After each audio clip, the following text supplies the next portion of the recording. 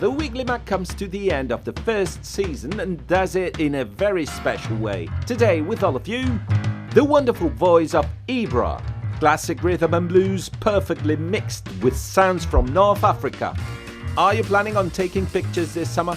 Listen carefully because we bring you an expert to help you improve your skills. And since today is the last show, we'll do a fun review of the best and worst moments of the season. All these presented by our charming Marcella Topor. Hey there and welcome to our season finale. The Weekly Mag is going to be a little bit special today.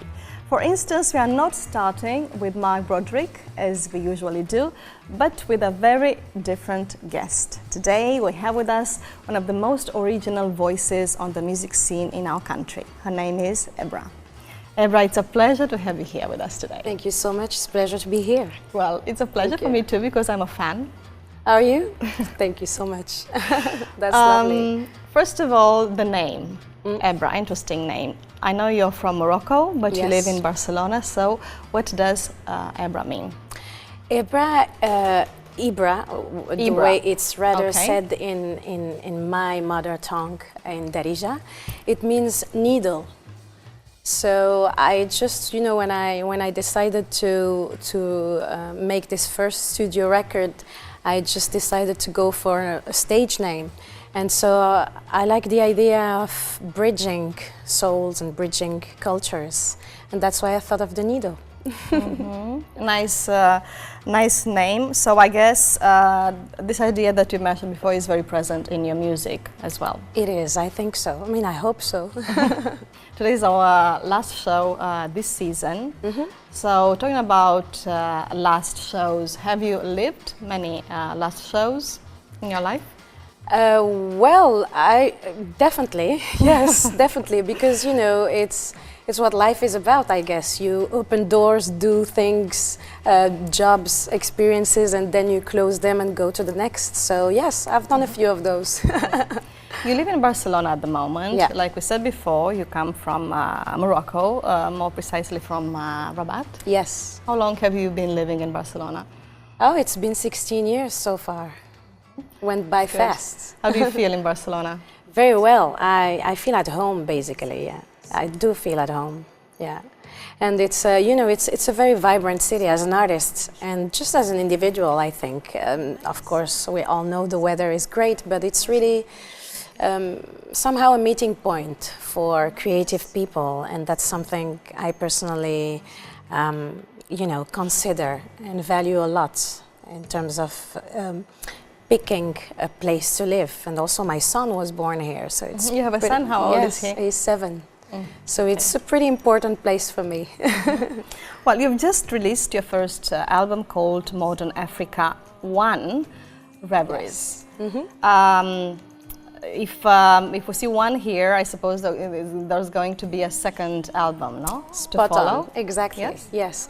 There is a second and a third in the... And a third? Yes. In the... Wow, you like planning. Yeah, I do. I see. I do. You know, I've taken my time to come out with the first one, but you know, it's a whole body of work that I've been working on for a few years, and I have just decided to go with this first collection of songs, and the rest will follow, not so long from now. Let's talk about the first one, though. Yeah. Modern Africa, Reveries. Why Reveries? Reveries, because it's a, let's say, a collection of personal reflections, you know, thoughts and introspections of mine, and about, you know, my life in Africa back in the day and my life outside Africa, as an artist, as a woman of the diaspora. And if I may ask, how old were you when you came to Barcelona? I would be, because I left Morocco, I was 17. I was 21 when I arrived in Barcelona. Yeah. So 20, end of my 20th year. Your youth in Morocco. Yes. I mean, you're as a teenager, no? Yeah, I was born and raised in Morocco, yeah. Your youth. Yes, exactly. Okay, well, you write your lyrics, you write your music, Yes. so tell me, where do you find your inspiration for your music? Oh, that's a great question. But, you know, I think it's very simple. I find inspiration in everything. Every possible situation in life inspires me. I love people, so I look at people, I listen to people, I love that. And I talk to people a lot. And, you know, of course, nature, I think a lot about landscapes, African landscapes, and about every single place I have been so far. And I love traveling. And this specific album, how would you describe it in just a few words? In just a few words, I would say it's a road trip through the modern Africa, the one we know and the one that we may not know enough. Do you miss it? I love Africa. I love the continent just as I love others, but I do love it. I have had the chance to travel through 14 countries, and I really know the beauty and the ugliness of it, both things. Well, you're mainly a musician, but you also do other things. Yes. You are an actress. You recently had a project with Italian director Fabrizio Rossetti. Yes. How did you start in the world of cinema? Well, a bit by... I'm a big cinema lover, of course. But I have personally started in front of a camera by accident. I started with shooting a documentary. One of my friends, who is another Italian producer and director, Giovanni Pompili, asked me to help with a documentary he was shooting about fair trade. So, and he needed somebody who could speak Arabic. So it just, you know, came to me out of the blue. And I just took the challenge, and I eventually loved it. And then I met Fabrizio Rossetti, whom you just mentioned, and we also clicked. And it was very comfortable for me to work with him, because he loved the natural aspect of my acting. Because I had by then no training. I started training afterwards because I loved it.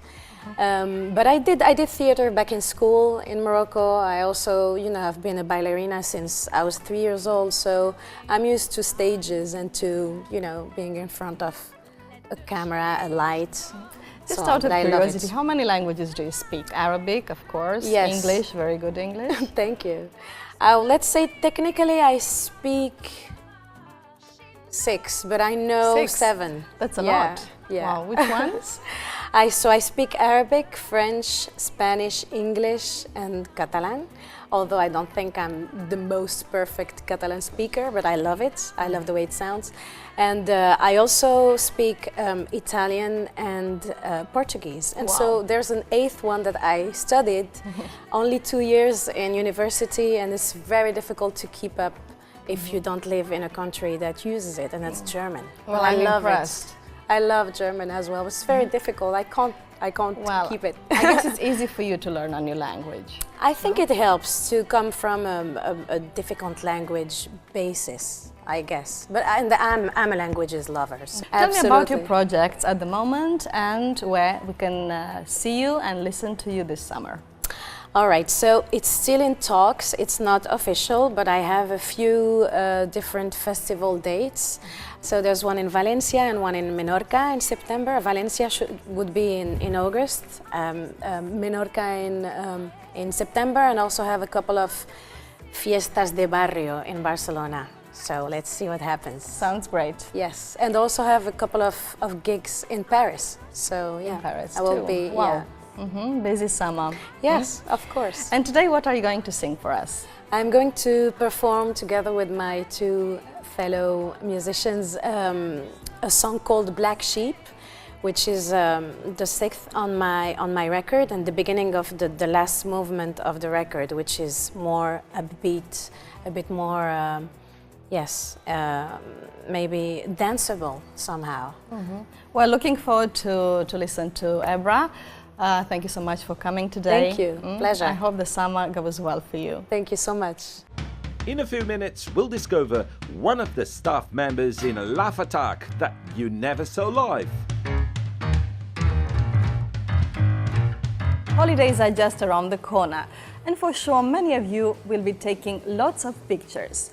And today we want a professional photographer to give us a few tips on how to take good pictures. But before we begin with the interview, we offer you, as usual, a brief glossary to clarify some of the words that will appear in the next few minutes. Take note. The first concept that will appear during the interview is framing. It is the way in which something is framed. When talking about photography, it means the part of the space you select to get into the picture, trying to make it more striking or attractive. That leads us to the second word, composition. The composition describes the placement of relative objects and elements in a work of art, such as a photograph. In some cases, it's also used to talk about the work of art itself. The third expression you need to know is axis of the gaze. It's an imaginary line used as a fixed reference between your eye and the object you are looking at. And last but not least, when you are taking a photo, you must also take the backlight into account. As you can guess, it is the light falling on a photographic or television subject from the rear, so be careful with it because it can ruin your photos. Our next guest works as a freelance photographer, and he's also a photo editor for Trail, a magazine about mountain and cross-country racing. And he combines these works with teaching photography. His name is Kim Farero. Welcome to the Weekly Mag, Kim. Hello. And we also have today with us Matthew Tree and Patricia Escalona. This is the first time they join me during an interview. Thank you for coming. Thank you. You're welcome. It's also the first time we're sitting on the same sofa. Yeah, Well, I hope you don't argue today. Oh, big fight chance. Well, no way. that's up to We're her. going to argue. Okay, well, at least we're here today to learn things.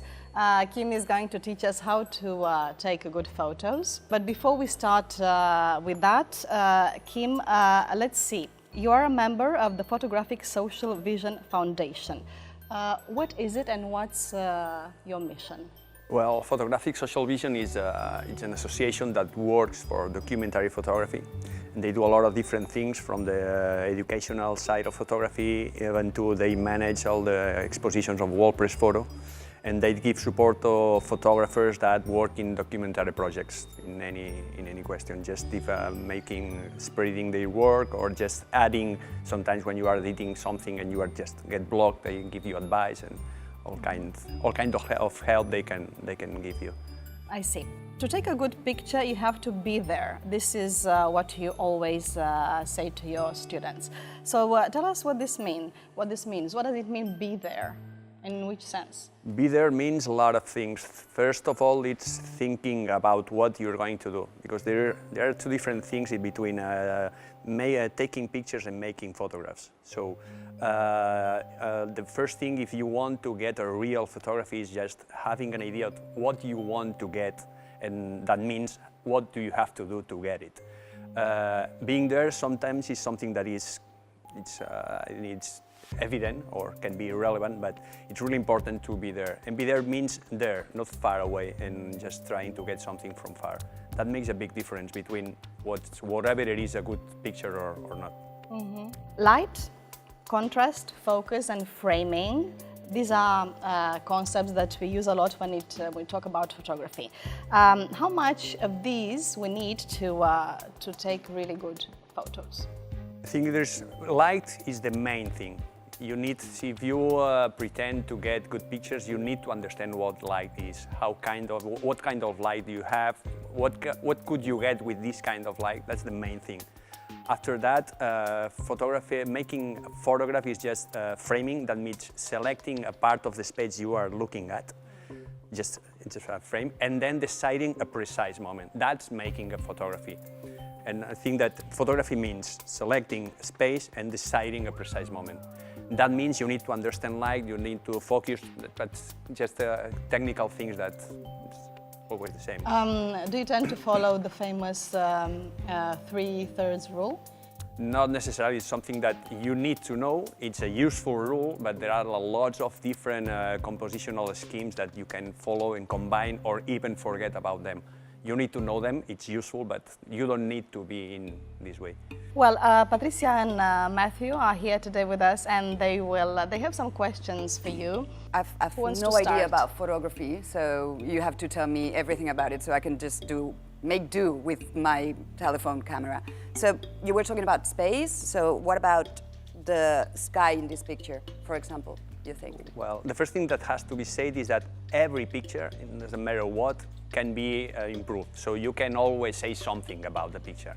But anyway, in this case, we have a portrait with a subject which is in the middle. The middle is really important, but if you put something in the middle, you need to know what are you going to do with the rest of the picture. And then, more than that, we have more 2/3 of the picture, which is just a blue sky with no texture, with nothing in there. So I don't think in this case the sky is so important, in my opinion, just to give them a presence so important in the picture. Anyways, a portrait is not a bad portrait, but maybe in a vertical frame would have been working better, because we forget about the problem that means the right and left in the picture. What would you have done differently from this? Less sky and maybe vertical, but Okay. for sure less sky. I can stand blue skies when taking pictures. Can I get to ask you a very philosophical question about photography? Yeah. What's the axis of the gaze, and what's air? It seems like a very... It depends. It's not in photography. The good thing in photography is that there is not a rule for anything. So in some pictures it's good to be some air around a subject, but in other pictures what you need is not having some air. It depends on what you want the spectator to feel when he looks at your photography. You can represent someone which is alone in a big surface. If there is a lot of air with a teeny figure, it's going to be more evident that it's someone that is alone, that is small. If you want to represent that it's a crowded place, maybe you don't need any air in all the frame. There is not a single rule for that. So the rule is that there are no rules. Yeah. That's good. That's good. It's kind of like with paintings as well. No? Yeah, I think in photography, in terms of composition, there's nothing which is new. Man is just representing things in drawing in caves and since the beginning. So we're just taking a lot of things that comes from painting, and we're just doing it in a different way with a different technique. But it's more or less the same. I'm sure Matthew has something to say Matthew too. has something here as well. Yeah, it's almost, it's more sky, I'm afraid. This is Medjugorje in Bosnia. It's taken from a hotel window. When I was looking at the photograph, I thought it could be absolutely anywhere, in fact. I don't know if you have any comments on this particular There's a picture. cross on top of this mountain as well, no? Yeah, looks like. You can see it better. But this is something that usually happens in a lot of pictures, that we are looking at something maybe for the person who took this picture. He just looked at the cross and it was something important for him. That means I'm going to take a picture from this cross, but people forget that the picture is all which is inside the frame. Everything is the picture. You cannot forget what is around the thing that you are going to photograph, because these kind of things happen. You have these unfocused trees in the middle. The tree is so small. We have a contrast problem. We have, again, in backlight, so the clouds are too white and the shadows are too dark. You mentioned that the photographer here was interested in the cross. It's a Christian cross in Bosnia, which has its significance. It's not an Orthodox cross. So as we know, that's something quite important in Bosnia. If you had wanted to take a picture of the cross, what would you have done? In this case, the first thing is just walking through the cross. I'm usually taking pictures from as close as I can from the things. Horizontal, like this, or vertical? Probably vertical in this case, but sometimes I take a couple of pictures, maybe one vertical and one horizontal, because it's not a rule. You don't have to take a vertical picture about something vertical. You can work in different ways and then decide. And sometimes, for example, for working, when I'm working on an assignment, it's very common just the same thing, just construct a picture in vertical or in horizontal, because you never know how it's going to be published. Mm-hmm. In fact, talking of objects and architecture, on your website you have a whole section devoted just to architecture. Mm-hmm. And we have another picture here, which is a famous square in Lisbon, whose name has just gone completely off my radar. What would you say about this particular photograph? It's my favorite city, one of my favorite cities, by the way, Lisbon.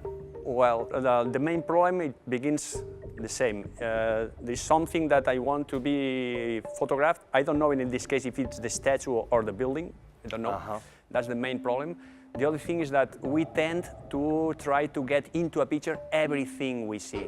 I see the whole building, I try to get in the picture the whole building.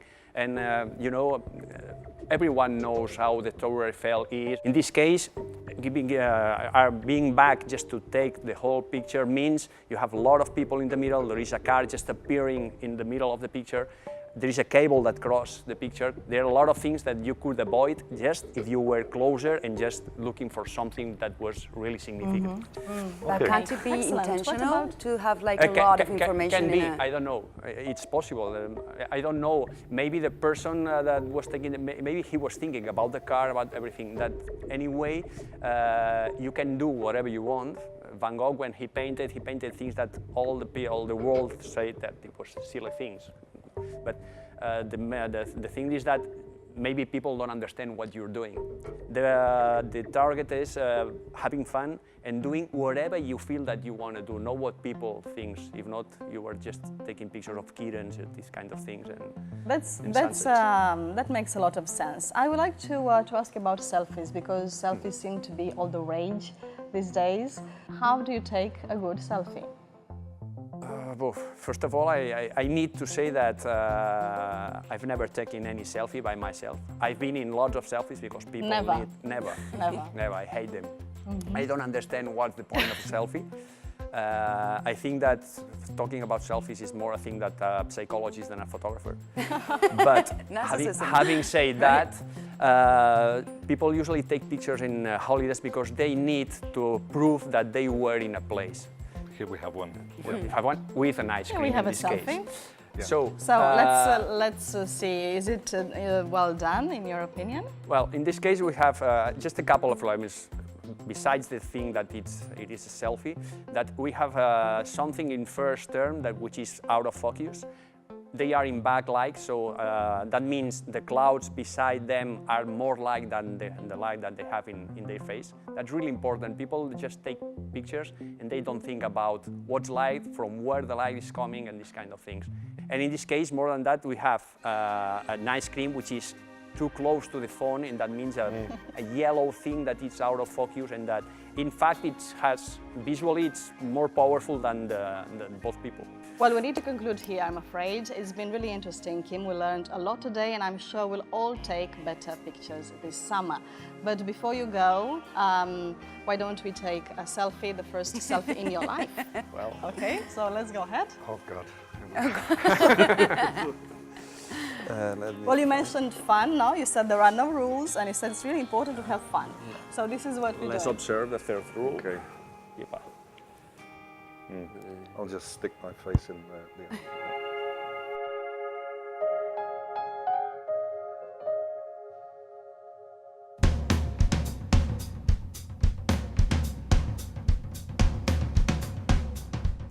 So we've come to the last episode, and I don't know about you, but I am looking forward to my summer holidays and having some downtime. Downtime is kind of like relaxation time. And in your downtime, maybe you want to take some me time. Now, me time is the time you take to do the things that you like to do. Maybe go to the movies, read a book, paint your nails, go to a spa. All of these things belong to activities that we call R&R, which means rest and relaxation. Now, I'm looking forward to taking some time off from my job and seeing the sights of Catalonia. My plan is to take in some of the stunning landscapes that you have here and see some breathtaking views, so views that literally take your breath away. I hope to visit some picturesque villages and meet some locals as well. But one thing I don't want to do is I don't want to spend any time in tourist traps. They're places where lots of tourists go and they're very busy and they're not very enjoyable. So you won't find me in Xarxa this summer holidays. I hope you have a good one, and I'll see you. And before taking a break, I invite you to watch a funny video.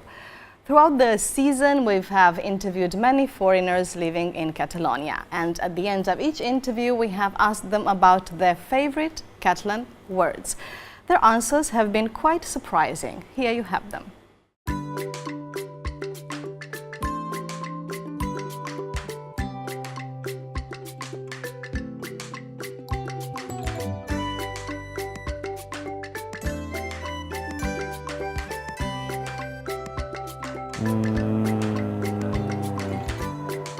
Una caña, por favor. Una clara y unes barbes, si us plau. Una mica més. Two things. One would be testimo, and the other one was ostia. Testimo, I love you. And that in English is I esteem you. And it's not so nice in English. And the baby things like chumet. Chocolata. No, chocolate. Well, my pronunciation in Catalan is yeah. Chocolata. Chocolata with the X. Don't ask me why, I have no idea. My favourite word in Catalan is rentaplats. I had a list of vocabulary, and one of the things to learn was something called an escorredor. And that's the thing that's beside your sink that you dry your plates on. And I was like, I don't know what the fucking word for that is in English.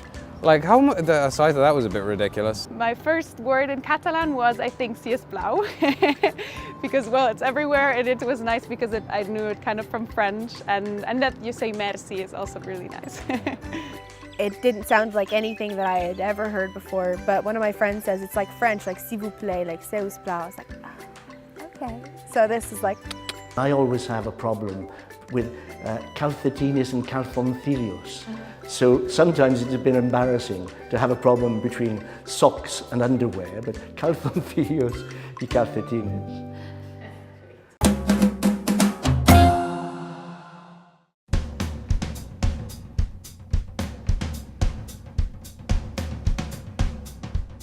I'm happy because my holidays are just around the corner. They're happening very soon. And on my holidays, I like to take it easy, relax, and do things at a very leisurely pace. I'm one of those people who's happy to watch the world go by, just sit in a coffee shop with my book and watch as people go past. That's enough for me to recharge my batteries, get my energy back after a busy school term. In my holidays, I also look forward to being footloose and fancy-free. It means I have no responsibilities and I can do as I please. I like to just put my feet up and do nothing. But I've got to be careful because I don't want to become a lazy bones. When I was at home living with my mum, she said, Rosie, you've become a couch potato. It means I spent way too long sitting on the sofa. And I can feel a bit guilty about it, especially if my friends call me, they say, we're having a party, it's going to be a blast, it's going to be great fun. I don't want to be seen as a wet blanket, a bit boring and discouraging fun. I'm not normally like that though. I'm usually a go-getter. I've got a lot of energy and ambition all the time. But on my holidays, no. I'm actually a good for nothing. And that's an idiom that explains itself. And my holidays are starting right now. Bye-bye. Well, thank you, Rosie. And here we are again. Today's weekly mag hasn't started as usual, as you've seen. We had Matthew Tree and Patricia before. You decided to change your seats. Well, we're like a bad marriage, but we stay together, don't we? That's right. That's it. And we were told to as well. Okay, I see. And you also have with us Mark Broderick and Tony Garcia. We're not married. Welcome, guys. Not yet. No. And to be honest, I am a bit scared today. I don't know how this is going to go with these guys together in the program, but hopefully, fingers crossed, is going to be okay. And we start with Mark Broderick. What have you got for us today? How's it going? How's tricks? Nah, not too bad. Right, where am I starting today? Well, today we're going to talk about holidays, okay? And I love this concept they have here of the Rodriguez. Do you know what this concept is? Of course, but tell us. Okay, we want you to tell us. My interpretation of the Rodriguez, contrary to what I think it is basically your wife and kids disappear for a weekend or a holiday, and you're left alone to your own devices. And you can pretty much do whatever the hell you want to do. Okay? So just imagine all across Barcelona, all of these men with their kids and their kids and their partners away, lining up outside discos, freshly showered, getting ready to go on the prowl. Or on the pull, as they say. So yeah, that's my... And you like this expression, I do. I hope to get a chance to do it this summer. Do you practice it a lot? Every third weekend. When Tony's away. Yes. What about you guys? Well, I do the opposite. I go away and I leave my family behind. And they can do whatever the hell they want, but I go away to the countryside. So you're the traveling Rodriguez, a new kind. Yeah, exactly. Yeah, it's just a variant on the tradition. Yeah. Okay, Mark, you've done a video. Of course, like every week. Yes, with Danny, of course. Where have you been? We went into the jungle, the wild. In the jungle. Yeah, right beside Tony's house. La Selva County? La Selva de Which Aventura. literally means... the adventure jungle. But not La Selva County, Comarca de la Selva. We went to Arbusias, which is not far from your house, no? Yes, not far. Actually, I was expecting to see Tony in the trees there, but I didn't. Yes. But well, have a look and see what we found out. Okay. Did you dress up as Tarzan? Did you dress up as Tarzan as well to go to La Selva? I had a thought of wearing a mankini, you know, this mankini, like this Borat thing, and hanging it through the trees. I would but have it loved did, to see that. I'll tell you what. time. If you leave me another chance, I might do it next year. You know, who knows? I have to erase that image of my mind. The mind. The mankini. Well, Please, I don't God, think we stop want it to now. imagine Mark wearing this. it's Anyway, let's watch the video and we'll comment it later. We're all going on a summer holiday, no more working for a week or two. In my case, that's not true at all. Unfortunately, I have to work, and today we're going to talk about holidays, something which I may not get this year, I'm not sure. Let's go, Danny. We're almost there.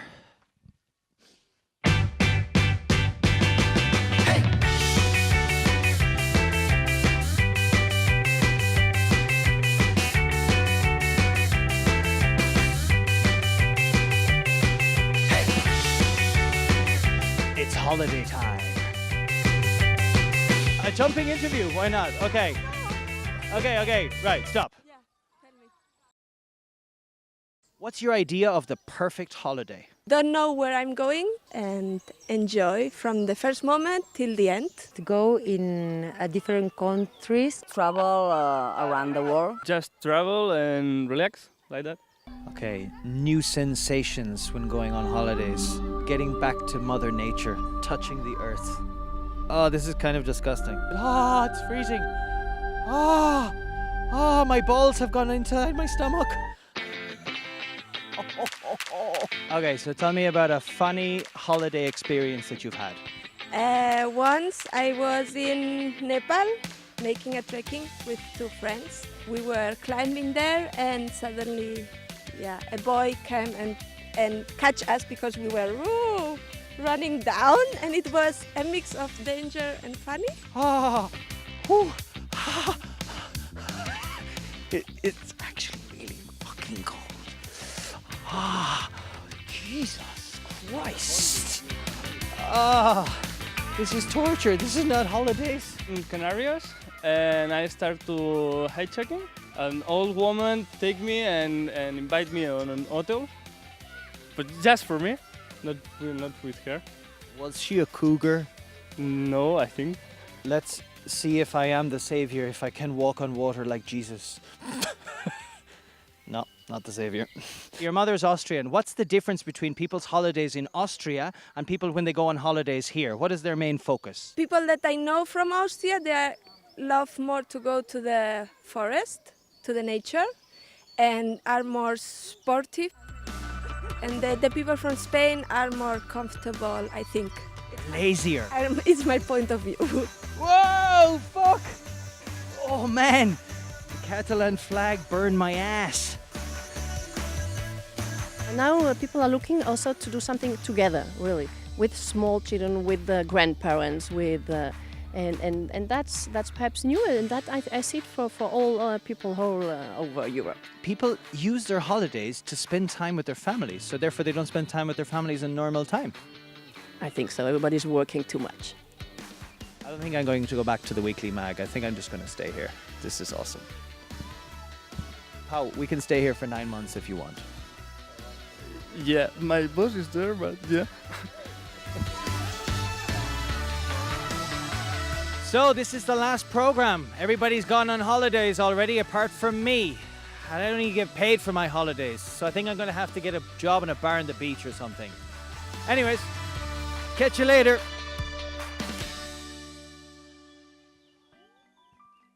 Well, good job. Did you enjoy it? Yeah, and I think you had great fun as well, no? Awesome fun. Yes, it was a really lot of fun. Well, tell us, which is the strangest thing that happened to you during your holidays? You traveled a lot, so Yeah. you must have lots of anecdotes. So I have a just repertoire one. of anecdotes that I definitely cannot tell on camera, and I was racking my brains trying to think, what is the strangest thing that happened, okay? So, it's 2010, I'm in a hotel in Sydney, okay? It's New Year's Eve, and I'm getting all dressed up to go to the Sydney Opera House for, you know, the fireworks display. And I come out of my room, and I walk towards the elevator, and I just press the button and I'm waiting. And suddenly around the corner comes Paris Hilton and her sister Nikki. And I'm just standing there and I recognize them and I'm like, I know these people, but I cannot quite put my finger on who they are. So they come in the elevator, they're there taking their phones out and they're doing their makeup, and I'm standing there like really awkwardly, not knowing where to look and what to do. And they arrive down the bottom, the doors open, and the place is just rammed with cameras, with paparazzi. So you can just imagine the scene. Some poor Irish guy sweating, red and burnt, like I am now, all dressed up to go out for New Year's Eve, and then I'm here with, like, you know, the Hilton sisters, and I was just like this. There's pictures of me in the paper the following day. Oh, It was pretty strange. This is when you appeared in Hello Magazine, right? Yes, the Aussie edition. So I guess that was one of the strangest things that happened to me. Fair I wasn't enough. expecting it. Fair enough, Yeah. quite good. What about you, Tony? Well, I don't know if I can explain this one, but I'm gonna go for it. I was invited to the Dubai Film Festival, and it was kind of work holiday, so I had like 2 days of work and 3, you know, off. And I took a plane, and they paid first class for me. So I was sitting there like, wow, it was like 15 years ago or something. And this hostess came and said, "You want something? Drink something?" I said, "Yes. Can I have?" She said, "Champagne." I said, "Yes, champagne." That's a very good idea. So she brings champagne, and I drink it. And you want some more? Yes, please. And I drink some more. You want some more? Yes, I drink some more. You want some more? Yes, I drink some more. And I drank 3 bottles of champagne. So when I arrived to Dubai, I tried to stand up, but I can't. I'm so drunk, like. And Wow. she came like really quiet, says, "Sir, no problem. We're gonna help you." And they bring a wheelchair. So they put me in the wheelchair, and they bring me out of the plane. And I just remember the lights. Then they put me in a car, and just, you know, bring me to the hotel. And I wake up next morning dressed in a bed, not remembering anything. So I go downstairs, and I said, "Sorry." I said, "Oh, it's you." The guy in the reception, "It's you." "Oh, yes. Can I have your passport?" Give my passport. Says, "Okay, now you have to give a little, you know, for the extras with the credit card." And he looks at me and said, "We're gonna get a little more just for the alcohol." Because they have a mini bar in the room. So they charged me 6,000 euros with my credit card. Whoa. So my credit card, it's not responding. So I don't have 6,000 euros. So 2 hours later, I'm in my room. He said, "No problem, you know, the festival will take care of it." I'm in my room, and 2 guys come and take the minibar, the whole minibar, the fridge. Take it out. Bye-bye. Close the door. Okay, well, fair enough. That's the story. So Thank you. You were the original inspiration for that film, The Hangover, Could- right? Could be me. If it had been 3 bottles of cava, it wouldn't have happened to you, no? Because it was champagne. I don't know. It was suppose, champagne. I was totally drunk. I mean, I couldn't stand up. I was like, no. Well, strange experiences, Matthew and Patricia. You want to go ahead? Just Darling, one. do you want to go ahead, Just darling? one, please. No, you go ahead. So I was really, really young and spending my summer in New York. And so I was getting down, I think it was 42nd Street. And then suddenly this guy, young as well, with massive like plastic glasses, comes up to me, hands me like a little paper in which says something like, do you wanna have an adventure tonight? Follow me. And I was like young and stupid, and I did follow him. So we were like subway hopping.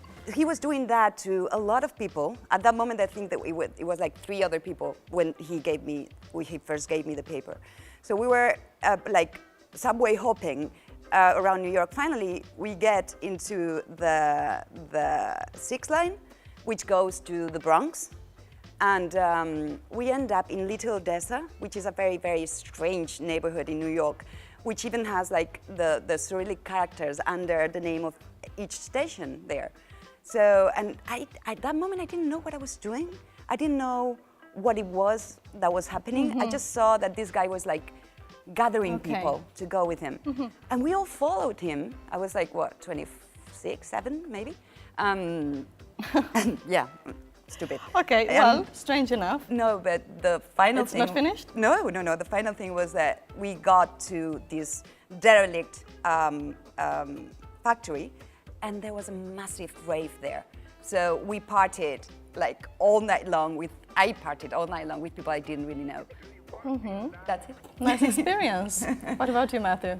Yeah, my story is not as good as any of yours, but it was 2 years ago. I was in Minsk, and I went to the hotel which I'd booked, and like I walk in, and they take on the first thing they ask is, so I take it you want to gamble in the casino? I'm going, no, you know, I want to stay in the hotel.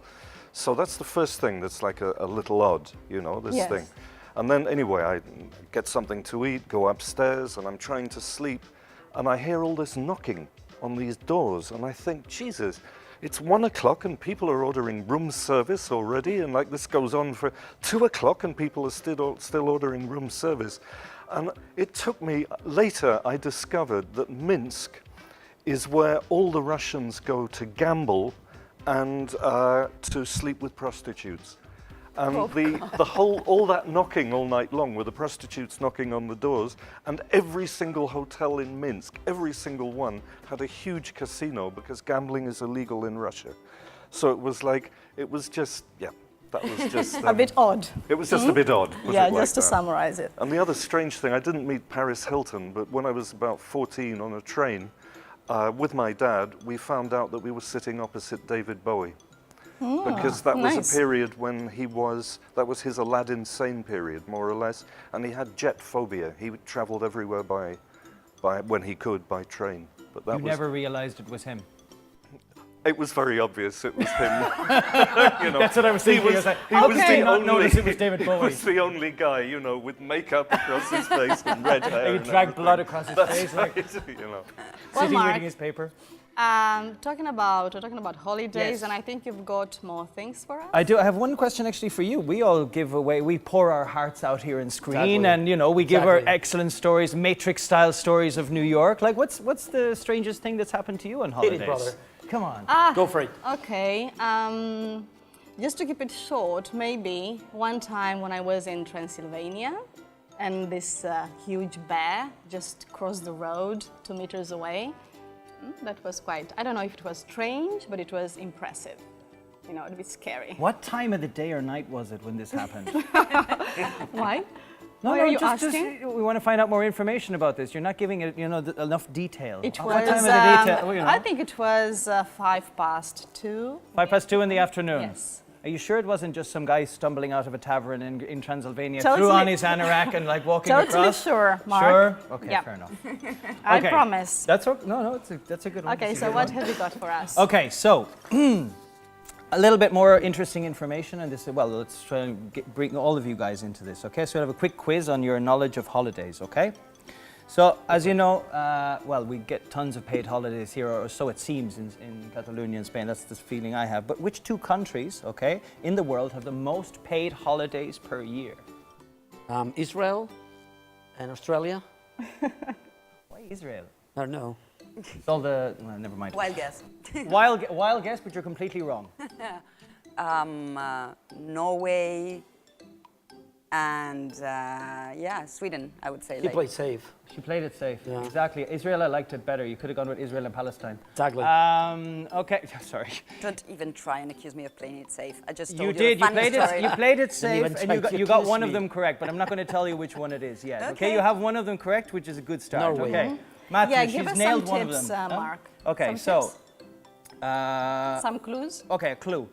Both of them are completely opposite in the sense of musical tastes, that's for sure. Okay. Imagine death metal and something that which moves your body a little bit more, you know? Something more sensual. Finland and Andorra. Which one is the death metal? Finland. No, you're wrong. Turkey. In both of them. We give up. Iceland. We Okay, I'll give give you up. one more clue, okay? Murcia. One is really one more thing. Okay. One is really famous for football, and the other one has probably the most famous footballer in the world for his ego. Portugal. No, but you're close.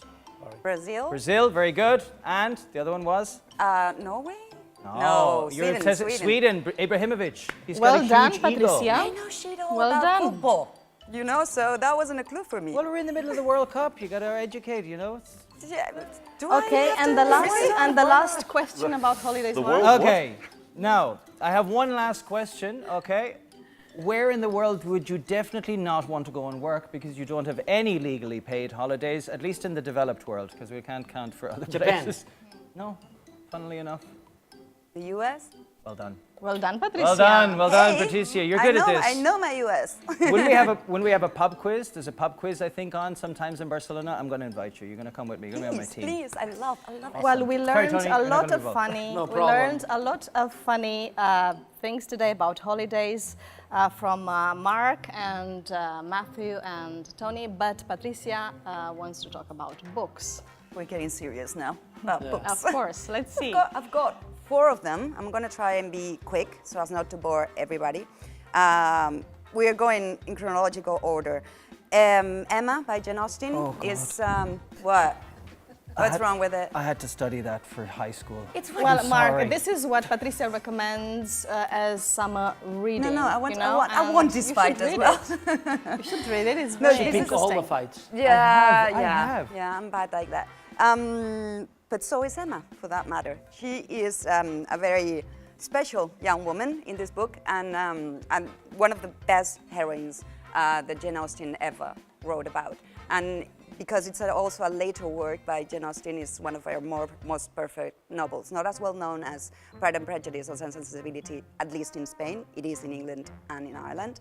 But I fully recommend. It's so witty and funny and incredibly I entertaining. saw, what's the name? Pride and Prejudice and Zombies. Oh, that was good. It's pretty Such a good. bad movie. It's the awesome. book was actually good. The book was actually Yeah, it was humorous. funny. That one. Yeah.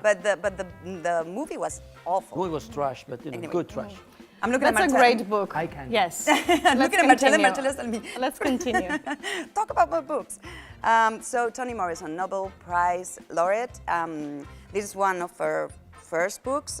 It was written in 1970, I think. And it's a lovely book. Well, lovely and incredibly harsh at the same time.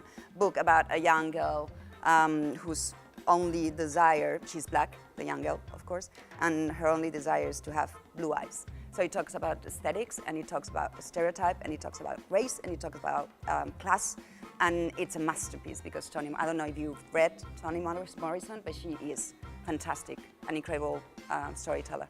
Can I have that book if it's about stereotypes? Maybe I can learn something else. Maybe you should. Cheers. Okay. So we're going to a more modern one. My name is Lucy Barton by Elizabeth Strout. Why did you choose it? Because it's about the relationship about a mother and a daughter. And it's set in a hospital. The daughter has an illness. She's going to be fine. We know that from the very beginning. She's just had a surgery and she's going to be okay. But she's been estranged from her mother for years and years, and suddenly the mother appears. And that gives way to a series of recollections of their past and about their relationship, about why they became estranged. They sort of make up in a way, but there's something that is never going to work, and that much is made clear in the book. But at the same time, it's so beautifully written, and so the story is so real that it becomes universal. Sounds good. Sounds good. Sounds good. Well done. Yes. Yeah, men should say that about stories about women. So Home Fire. I can say sounds good. Sounds yeah, good. It's yeah, not good yeah. for Not a- with that irony that you just used. Sounds amazing, No, Patricia. sounds good. That's I was better. serious. Sounds Phenomenal. good. That's phenomenal. Patricia, That's good. don't pay any attention to these two. I'm not paying Okay. attention. So, And this is like the most modern one. Kamila Shamsi. She's won the Women's Prize just like 3 weeks ago. She's a Pakistani British writer, and she rewrites Antigone by Sophocles in this book. And the modern twist here is that she's put the whole thing in London, It's set in London, and it's about a Pakistani family whose son runs away to join ISIS. One sister, of course, like in Antigone. Just a short summary, because well, you're not going to tell us. No, the just end. that. One sister is trying to help him to come back. The other sister gives her back to him, and it's an incredible tragedy. So.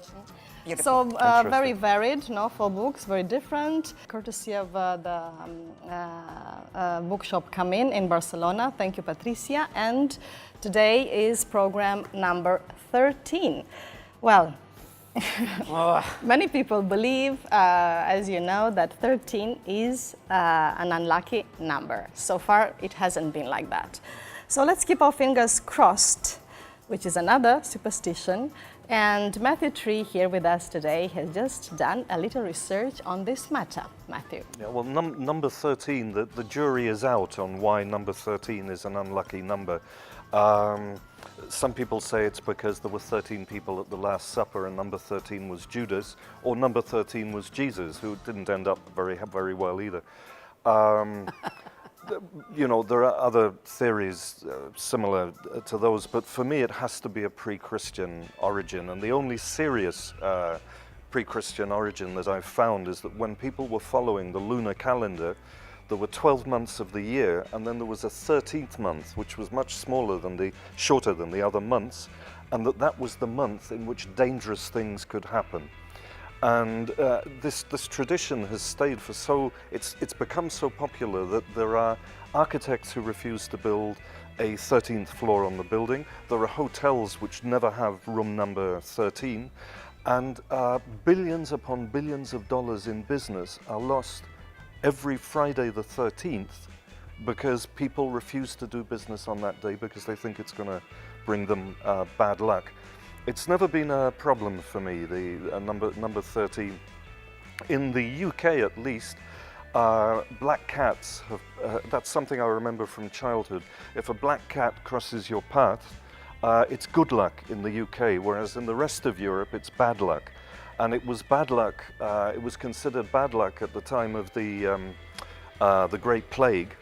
So thousands upon thousands of these black cats were killed, which was kind of stupid because they were killing the rats that were carrying the plague, so that the rat population was able to expand even further. Are you superstitious, Matthew? Yes.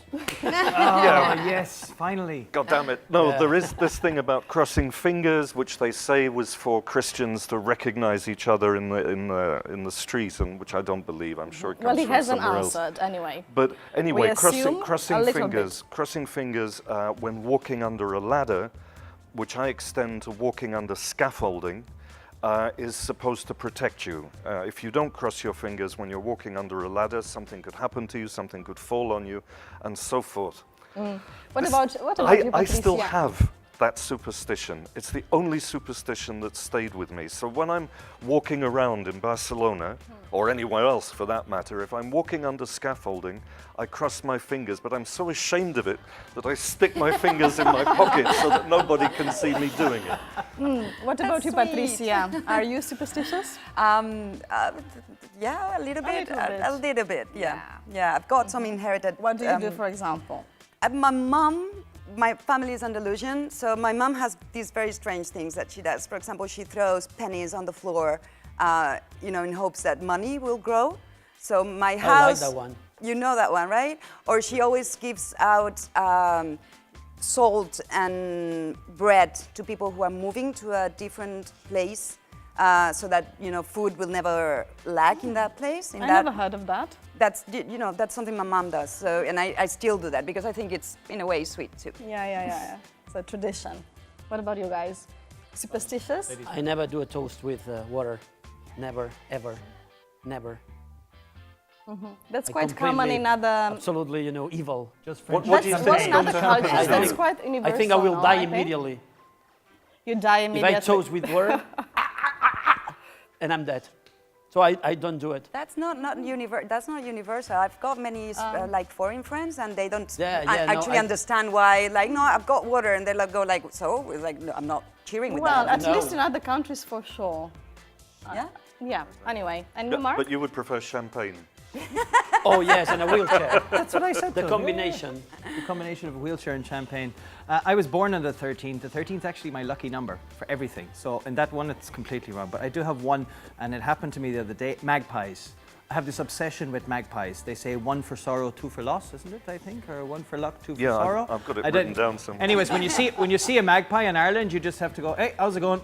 That's it, and you just keep going. And that comes from my mother as well. It's like inherently, my mother just What says, about keep leprechauns? saying hello to the. Do they exist? That's such an Americanized thing. Sorry.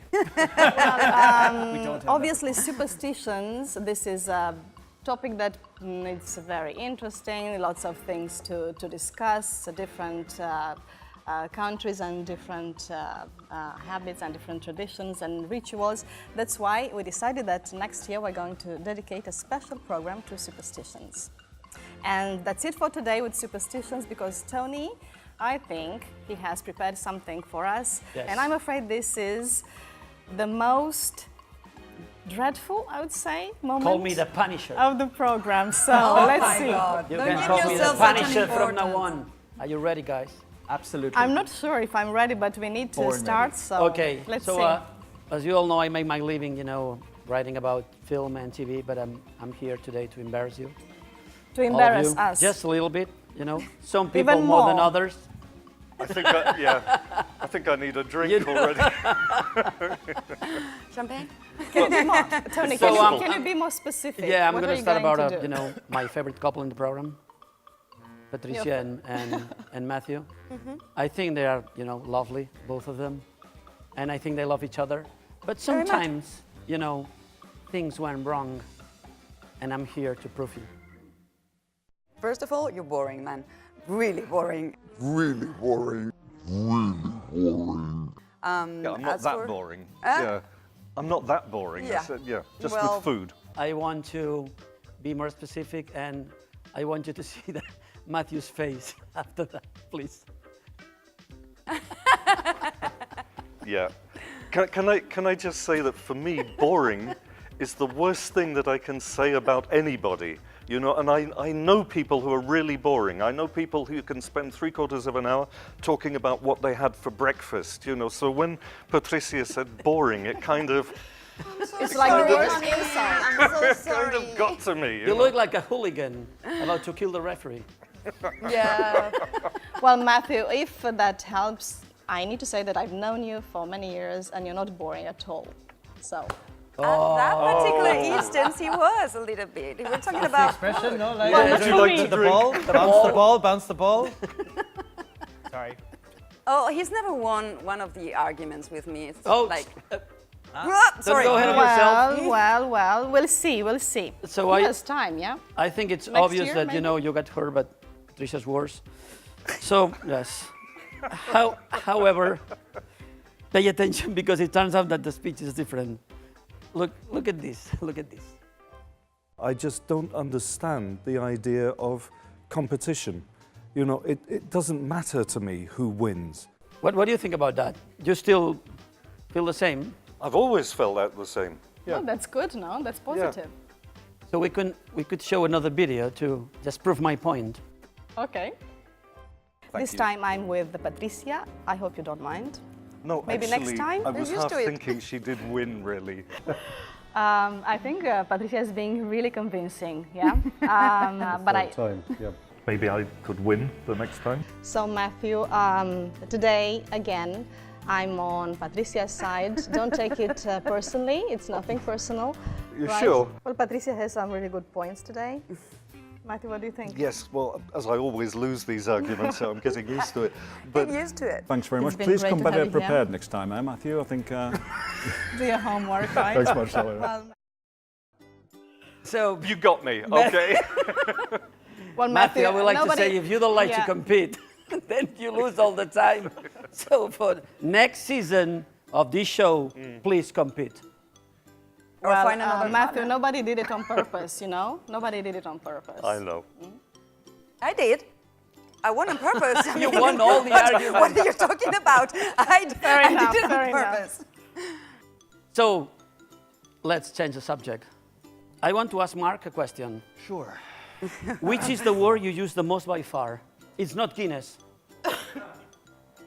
Can I say a bad word on this or?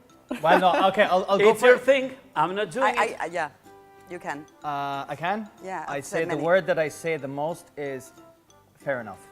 Fair enough. Fair enough. I went for the safe option Yeah, there. that was really, But that's actually 2 words. You're I playing really- Patricia, really safe. Okay, probably said fuck more than anything else. You and I. We're gonna have an argument and I'm gonna lose. Yeah. So let's check it. Let's check it out. Okay, we're here with okay. Question, okay? Okay. Okay. Thank you. Okay, excellent. Thank you very much. Okay. You're Okay. okay. So we have and you very much, guys. Okay. Okay. Let's go. Production. I love it. No. Again. Did you remember to turn on the camera this time, Danny? Thank you. Okay, so today.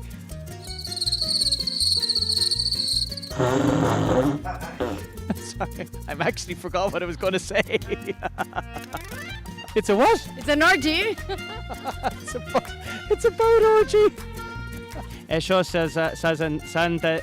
entendido esto o no? Unfortunately, no.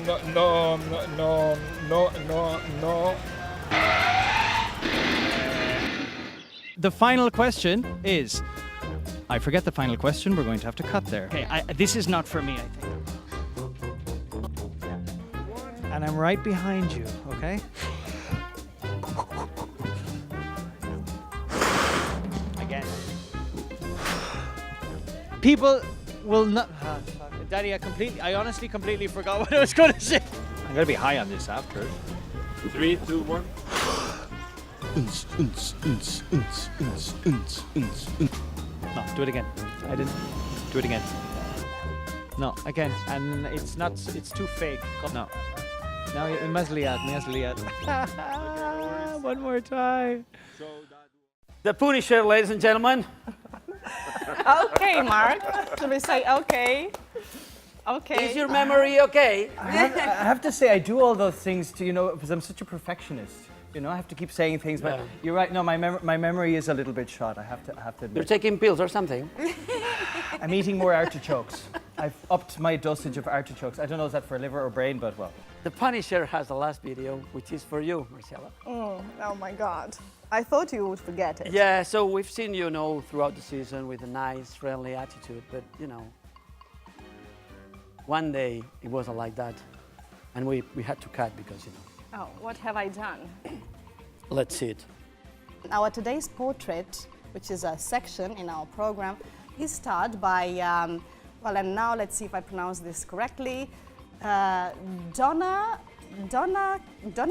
Duck? I don't know aesthetic if I Donald pronounce Duck. this. There is anyone here Donald to Duck. correct. We have Donald Duck at the program?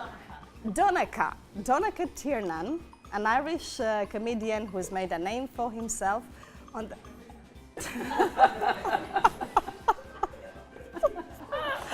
Donnacha? Okay, Donnacha. Donald Duck.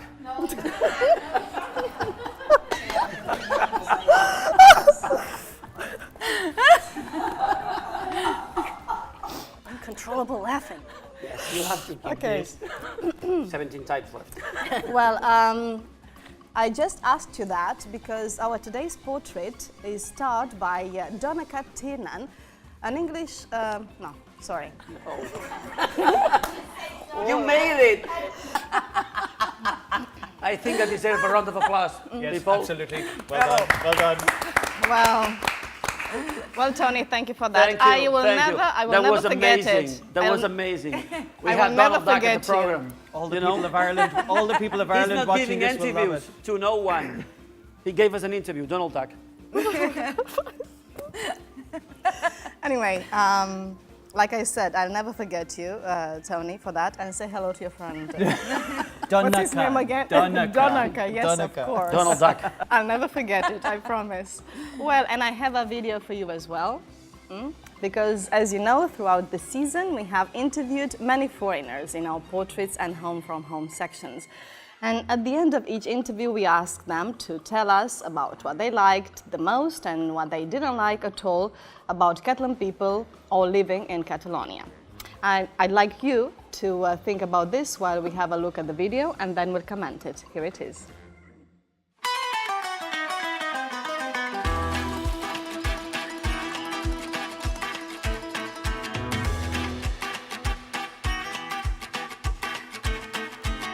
Sometimes when you have a problem, you talk about it and talk about it and talk about it and talk about it instead of just solving it and stop talking about it. And when people are half an hour late for a meeting, it makes me very, very, very grumpy. There's a real directness and a real frankness, which for people from other cultures can seem rude. Coffee is very important to me. And so, you know, when I go to get a coffee, I sit down and 5 minutes is okay. 10 minutes, come on, like, it's coffee. And so I think maybe the customer service is one of the things that could use some work. I don't know if I will ever get used to the working hours here in terms of shops and the timetable closing between 1 and 4 or 5 in the afternoon. Possibly one of the things that does get a bit on their nerves is when people see that you're foreign because maybe you were talking in another language or you look a bit different, and they start to speak in Spanish very slowly and articulating because they think you don't understand them. The frying pan thing. With the frying pan thing during the I hated that. I hated that. Go out, cause a riot or something, but the frying pan thing, your leaders are still in prison. The frying pans did nothing. Just kept people up. What I love about the people here is that they really take their food seriously and the meals seriously. People are very close to their family, so we would go out with our friends, maybe we would go drinking till 7 o'clock in the morning, but by 11 o'clock they would get out of bed because the yaya had made dinner, and they would never fail to be there for the family, and that's something we really like. I like those onion festivals, the calzotadas, and I like their shirts. Nice shirts. They are very open, very smart. They have a sense of humor which is close to our sense of humor in Argentina. I think also that once you get to know them, they're sort of, as I said in the Olympic Games, they are friends for life. I love their openness, which is surprising because Catalans have a reputation for being a bit closed off, which is the same reputation you have in Scotland. The other thing is the similarity with the Scots. They're very, as we say in English, tight-fisted. They're very careful with their money. So that's something we have in common. In Britain, everything's very, very, very, very regulated. Everybody's very polite. Everybody's always saying sorry. But not here. So that you can actually, if you see somebody in the street that you don't want to talk to, you can go like that at them, and it's no real problem. Maybe the next day they'll talk to you happily. Where did you get these people from? I love the beat of the Onion Festival. I love the Onion Festival. And what That's about amazing. the pans? Somebody said something about the It was pans. the same guy, Donica. Donald Duck was really on Donald point. Donald Duck was on point, yeah. The frying pan thing. No, maybe we should say that he referred to the famous casoladas, no? Okay, anyway, what about yourselves? Things that you like or things that maybe you don't like that much about this place? You're looking at me. No. Yes, we can start with you, Matthew. Okay. What I like you don't about mind. it is it's my home. It's my only home. I don't have any other. I go back to England. I feel like I'm out of place. And the thing I don't like was actually brought up by one of the interviewees there. It drives me up the wall when I see people who have non-European or non-Latin phenotypes, like people who have Amerindian phenotypes, African phenotypes, Asian phenotypes, going into shops, speaking perfect Catalan, asking for everything in Catalan, and being treated like little children by shopkeepers who speak perfect Catalan as well, but who do this thing of speaking very slowly in Spanish, like they were talking to not too intelligent small children. And it's something I've seen so many times, and it drives me up the wall. It even happened to me once in a pharmacy. I had a 10-minute conversation with the pharmacist, but I had to show ID because I needed a psychiatric drug actually. And so I showed It's your only home. I showed the ID, which had foreigner written all over it, and she put the medication down on the counter, and said that in Catalan. She said, "Això és dos amb deu." Ay, dos con diez. And sort of looking at me He like said, I was an idiot. Matthew, ¿qué necesitas?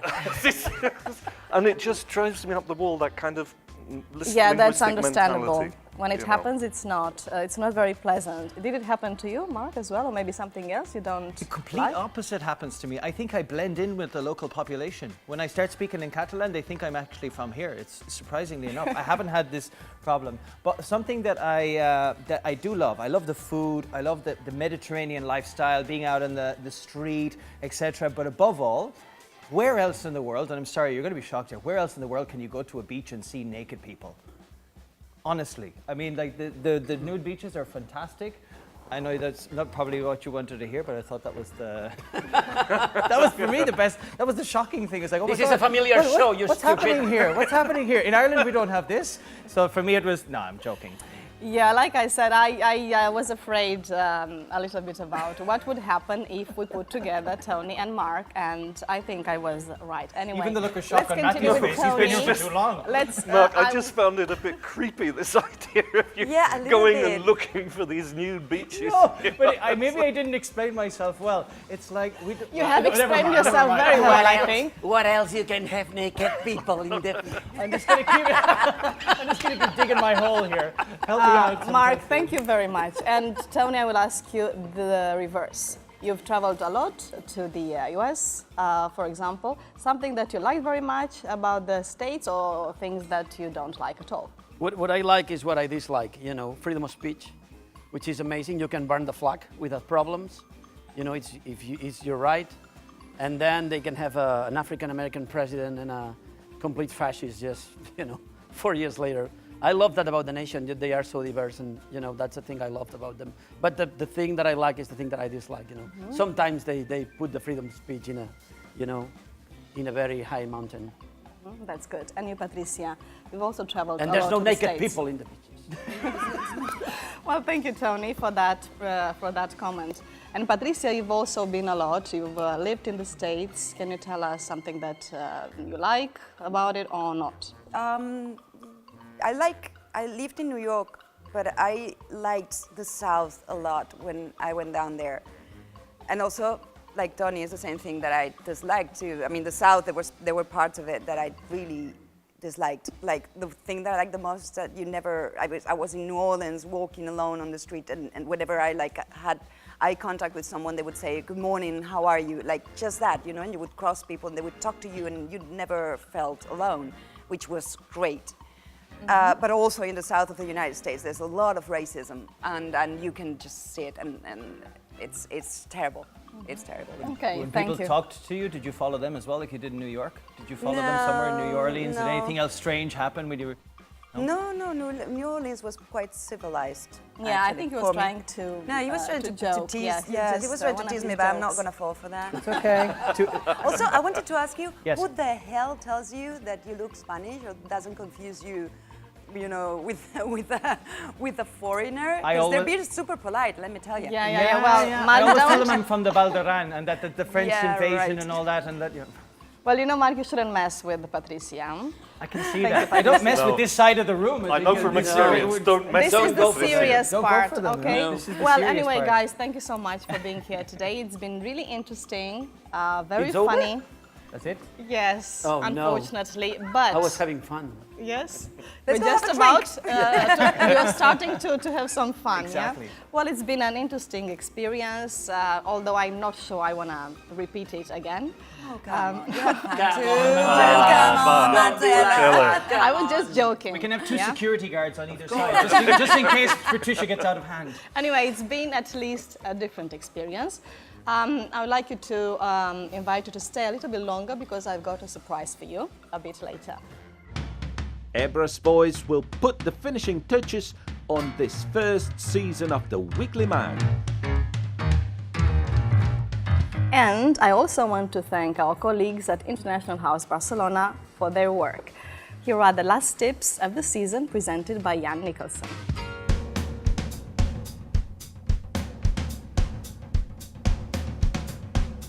Hi, we're reaching our final chapters, and it's almost time to say goodbye. But before we do so, let's look at our last phrasal verbs. Related to holidays, of course. Holiday can be used as a verb, to holiday. Like my friend Jacob, he's been holidaying in Scotland for the last 3 summers. When you finally start your vacation, you will be able to wind down or unwind, which means to gradually relax until you reach a state of calmness where you can zonk out or fall asleep. Another way of referring to relaxing is to kick back. It's a casual way of saying to stop what you're doing and take it easy. As you can see, there's lots of phrasal verbs in English that refer to relaxing. To chill out means to relax so much that you let nothing bother you. You can also use it to tell somebody to calm down if they're overreacting. Hey, chill out, man. If you're chilling a lot, you can also say that you're lazing around, which means you're doing much of nothing, but simply enjoying doing nothing. Sometimes that can be boring, so you'll go to the beach so you can soak up all the sun and get a nice tan. After a few days go by, you will be whiling away, which means enjoy time doing nothing. To be honest, that's one of my favorite things to do, to while away playing cards, watching movies, reading books with my friends. As a matter of fact, I'm going to get started right now. Have a good holiday and see you soon. Well, and this is it, I'm afraid. Tony, Mark, Matthew and Patricia, thank you so much for being with us today. Thank you. Thank you. It's been great fun. And please don't go because we have a surprise for you. A great singer called Abra is going to sing for us. Oh, excellent. And of course, many thanks to our viewers as well. I sincerely hope that these hours together have been as fun and as useful for you as they have been for me. You can watch all our contents again on this website, alacarta.cat/theweeklymag, and you can stay updated about the show through our social networks. And one last message before we go. During this summer, please remember to keep your English up and running. And now we leave you with a great voice, with Abra. Enjoy her music and have a great summer.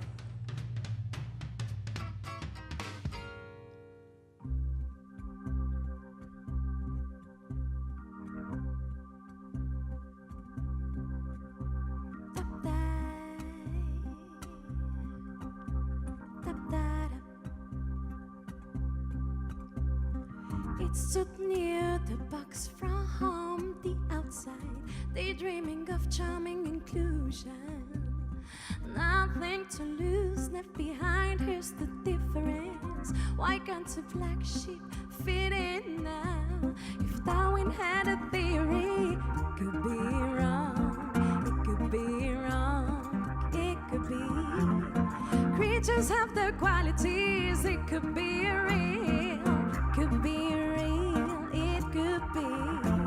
If Darwin had a theory, it could be false, it could be false, it could be. I ask myself why it can be, and that is real talk, that is real talk, that is real.